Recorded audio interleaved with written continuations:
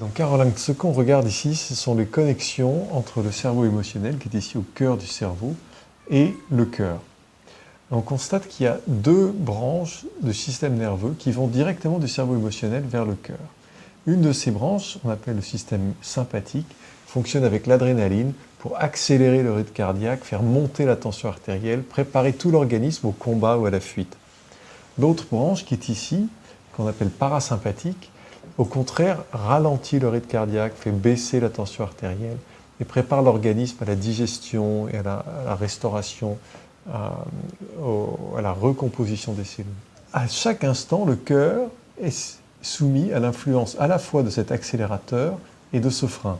C'est un peu comme une voiture sur une route de montagne qui a besoin d'un très bon accélérateur pour pouvoir monter et puis aussi d'un bon frein parce qu'il faut pouvoir gérer chaque virage. Et donc ces deux branches du système nerveux autonome modulent totalement l'effet de ce qui se passe au niveau du cœur à chaque instant. En plus de ça, du cœur vers le cerveau émotionnel remontent les mêmes branches nerveuses qui fait que ce qui se passe dans le cœur influence ce qui se passe au niveau de nos émotions.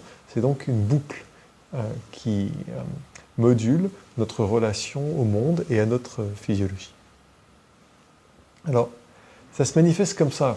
Quand on regarde un électrocardiogramme où il y a des battements consécutifs du cœur, si on mesure cet intervalle ici, c'est un cœur parfaitement régulier. On voit tout de suite à vue de nez qu'il bat de façon très régulière. Et bien même un cœur très régulier, lorsqu'on mesure l'intervalle de façon précise, on constate que deux intervalles successifs ne sont jamais exactement de la même longueur.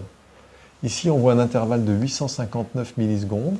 Ça veut dire qu'en une minute, ce cœur battrait à peu près 75 fois. Ici, on voit un intervalle de 793 millisecondes, c'est-à-dire qu'il est un petit peu plus court.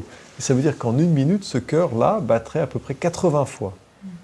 Et ici, c'est toujours le même cœur, bien sûr, si on regarde cet intervalle, 726 millisecondes, encore plus court, si ça restait toujours comme ça pendant une minute, ça voudrait dire 85 battements par minute.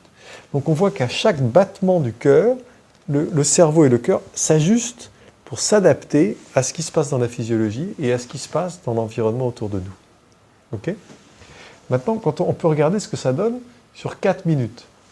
Voilà ici une courbe de ces intervalles pris un à un où on demande à l'ordinateur de calculer combien ça ferait de battements par minute si ça restait toujours comme ça.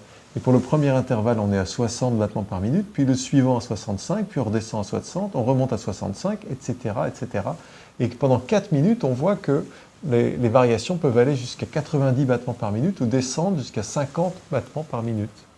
Et ça varie constamment de façon un peu chaotique.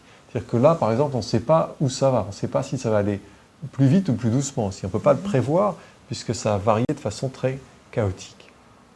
Et il y a une autre forme de variabilité cardiaque qu'on appelle la cohérence, où le cœur et le cerveau rentrent dans un espèce de rythme qui fait que ça s'accélère, puis ça ralentit, puis ça accélère, puis ça ralentit, etc., de façon très régulière. Et cet état-là est très prédictif, prévisible. Et il n'y a plus de chaos, puisque là, on sait exactement où ça va aller. Et il se trouve que cet état de forte variabilité et de cohérence, c'est celui qu'on retrouve lorsqu'on a des émotions positives et qui est un des meilleurs prédicteurs de la résistance au stress. Ça reflète toute la cohérence de la physiologie. Donc ce que je voudrais vous apprendre aujourd'hui, c'est ce qu'il se passe dans le lien entre votre cerveau et votre cœur et comment reprendre le contrôle de ce lien avec votre volonté. Parce que vous ne pouvez pas dire comme ça consciemment à votre cœur de battre plus vite ou de battre plus doucement. Mais vous pouvez apprendre à mieux contrôler ce frein et cet accélérateur pour les rendre beaucoup plus souples et adaptables à tout ce qui se passe dans votre environnement.